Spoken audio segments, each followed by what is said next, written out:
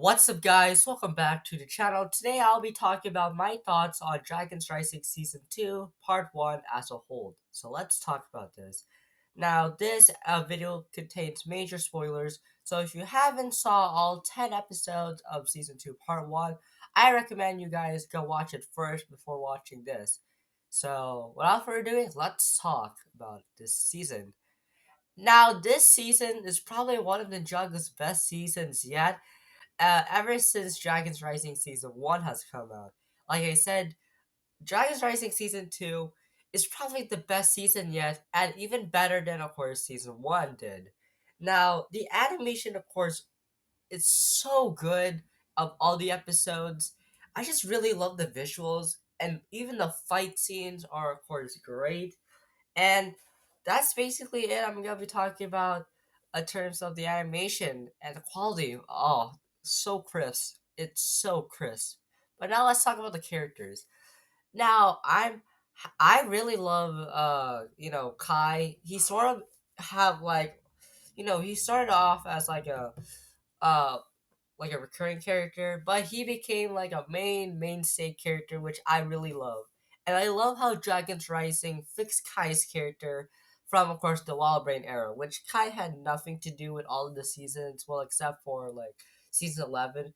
But Kai had an arc in both season 1 of and season 2 of Dragon's Rising. He became like a father figure to Wildfire, and he, of course, sort of sacrificed himself to, of course, close the portal of the Forbidden Five.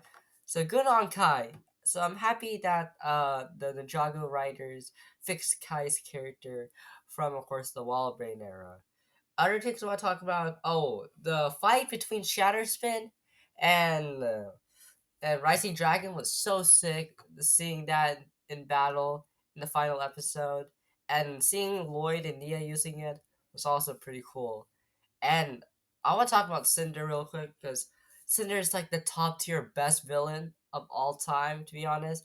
And Ian Hanlon did such a good job voicing Cinder. I mean, he's probably the best elemental master of smoke by far than Ash. Technically, Ash didn't talk a lot, but I really love Cinder as a character. Bring him back in more seasons because Cinder needs to stay in the show for good. Like he should come back as a recurring character, like uh like drama and stuff like that.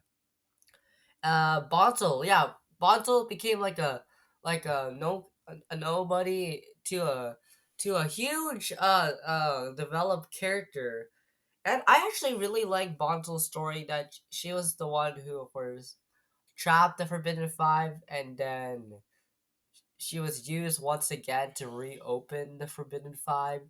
And I really like Bontel's arc and his story. Plus, I really love the lore of this season, talking about the Forbidden Five and stuff, and the Dragon Masters. And yeah, I really love the lore and the complex of course, for the Ninjago franchise. And I really love the Dragon Masters, Rontu and Eagle. Me personally, I like Eagle. He's just like an old grumpy man, and he's just kind of cool, like the cool father. And Rontu's like the mother and stuff. They're like an old married couple, which I really enjoy.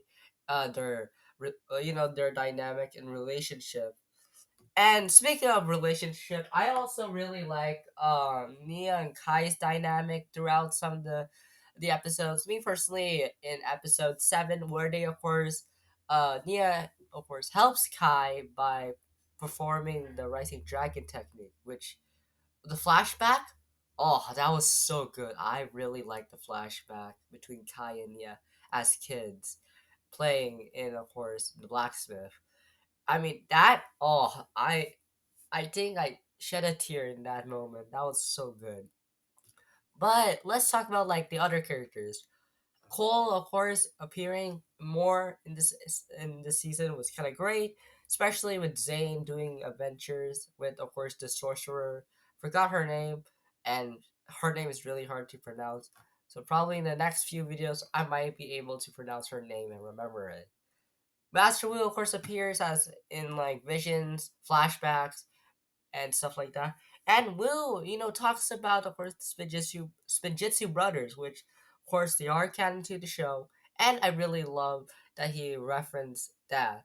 And finally, we, of course, got Jay. He, of course, appears uh, as two flashbacks and him in his administration. And I mean, I'm happy they bumped up the runtime for Jay instead of 30 seconds. They gave him like a minute and 30 seconds, which props to you. Which will not only be the last time we get to see Jay, we might get to see Jay a lot more in, of course, season 2, part 2.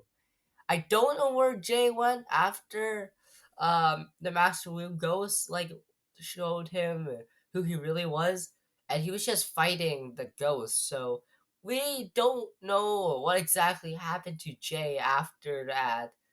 So maybe I'll make a video about it. So yeah, and let's talk about the villains real quick. Like I mentioned, I already talked about Cinder. Let's quickly talk about the Wolf Mask warriors, the Wolf Clan. I really like them as villains. They're pretty sick, especially when the god hits, gives them power. I really love that. Jordana, I really like her character. She got a lot of development. Plus, I really love the gag how some ninjas don't remember who she actually is. And finally, how could I not forget about Lord Raz? Lord Raz is probably one of the best goated Ninjago villains ever. Like, we saw him in season 1, he was pretty good, but in this season, he goes hard in this season. And, like, he literally defeats Aaron in, like, one episode, in, like, 20 seconds. And I was so surprised about that. Plus, his flashback as a kid, that was kind of cute to seeing a baby Lord Ross. That was kind of great in my opinion. But anyways, you guys, that's pretty much what I have to talk about in this my thoughts on video. But yeah, overall, I'm really excited for season 2 part 2. I'm excited for the hype for season 2 part 2. Uh this first part was great. I'm excited of what season 2 part 2 has for us to deliver, especially the tournament stuff. I'm really excited about that. But anyways, you guys, I hope you guys enjoyed this video.